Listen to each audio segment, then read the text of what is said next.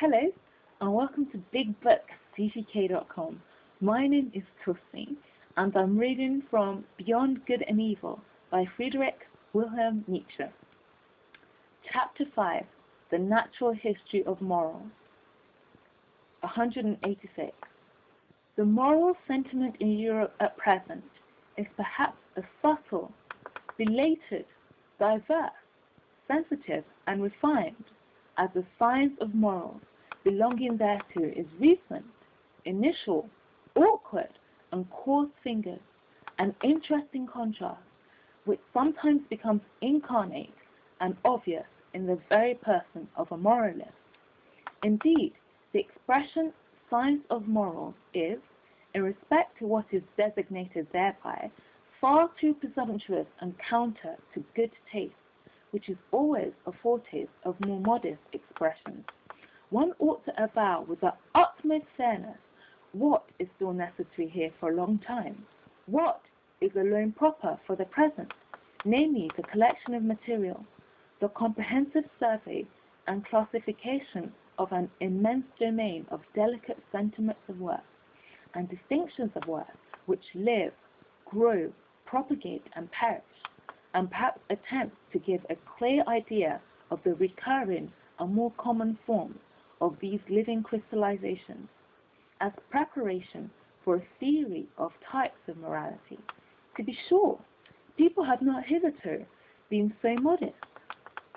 All the philosophers, with a pedantic and ridiculous seriousness, demanded of themselves something very much higher, more pretentious and ceremonious. When they concerned themselves with morality as a science, they wanted to give a basic to morality, and every philosopher hitherto has believed that he has given it a basis. Morality itself, however, has been regarded as something given.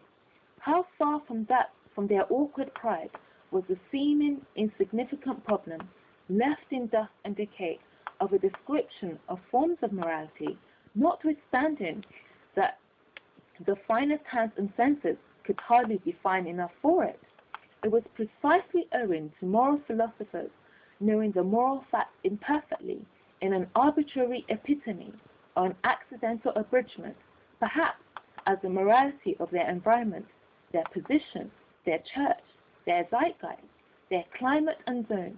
It was precisely because they were badly instructed with regard to nations, eras, and past ages, and were by no means eager to know about these matters, that they did not even come in sight of the real problems of morals, problems which only disclose themselves by a comparison of many kinds of morality. In every science of morals hitherto, strange as it may sound, the problem of morality itself has been omitted. There has been no suspicion that there was anything problematic there. That which philosophers called giving a basis to morality and endeavor to realize has, when seen in a right light, proved merely a learned form of good faith in prevailing morality, a new means of its expression, consequently just a matter of fact within the sphere of a definite morality, yea, and its ultimate motive, a sort of denial that it is lawful for this morality to be called in question, and in any case the reverse of the testing, analyzing, doubting, and vivisecting of this very faith. Here, for instance, with what innocence, almost worthy of honor, Schopenhauer represents his own task, and draw your conclusions concerning the scientificness of a science whose latest master still talks in the strain of children and old wives. The principles, he says, in page 136 of the Grundproblem der Ethik,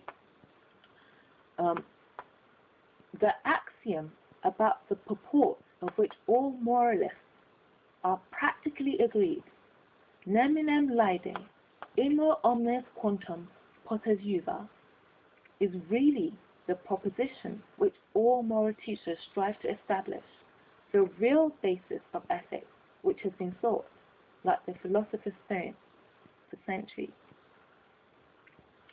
Thank you very much for watching. You've been listening to Beyond Good and Evil by Friedrich Nietzsche. My name is Tussi, And this is bigbookctk.com. Thank you very much, and bye for now.